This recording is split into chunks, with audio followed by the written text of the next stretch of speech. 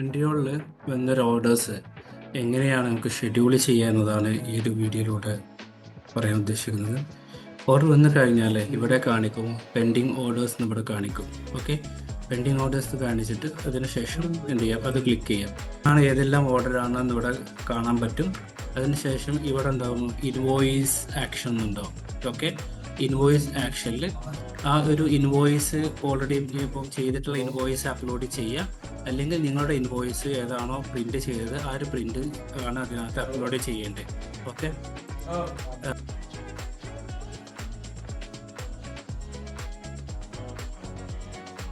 Sample ട്രെൻഡുകൾ sample invoice എന്ന് ഇട്ടിട്ടുണ്ട്. ആ ട്രെൻഡുകളുടെ ഇവിടെ ആഡ് ചെയ്യാം. Okay, upload invoice. അതിനുശേഷം ഇവിടെ കാണാൻ പറ്റും പ്രിന്റ് A4 ലേബൽ എന്ന് കാണാം.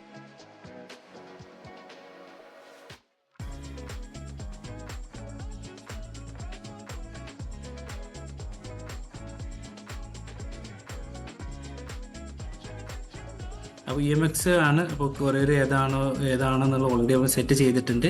അതിൻ്റെ അടിസ്ഥാനത്തിലാണ് ഇവിടെ EMX വന്നിട്ടുള്ളത്. നേരെ എന്ത് ചെയ്ത് സേവ് ചെയ്യുക, അല്ലെങ്കിൽ ഡയറക്റ്റ് പ്രിന്റ് ചെയ്യുക. ഓക്കെ, പ്രിന്റ്, അത് പ്രിന്റ് ആയിട്ടുണ്ട്. അതിന് ശേഷം ഉണ്ടോ, അപ്പം ഇപ്പോൾ പെൻഡിങ് ഓർഡേഴ്സ് ഒന്നുമില്ല, പ്രോസസ്സിംഗ് ആണ്, ഓർഡേഴ്സ് പ്രോസസ്സിംഗ് ആണ് ഇപ്പോൾ ഉള്ളത്. നോർമലി പെൻഡിങ് ഓർഡേഴ്സ്, അത് പിക്ക് ചെയ്യാത്ത ഓർഡേഴ്സ് ഉണ്ടെങ്കിൽ ന്യൂവിൽ ഇവിടെ കിടക്കും. ഇവിടെ കണ്ടില്ല മുകളിൽ പ്രോസസ്സിങ്ങിലാണെങ്കിൽ അത് പിക്ക് ചെയ്ത ഓർഡേഴ്സ് ആണെങ്കിൽ ഇവിടെ കിടക്കും.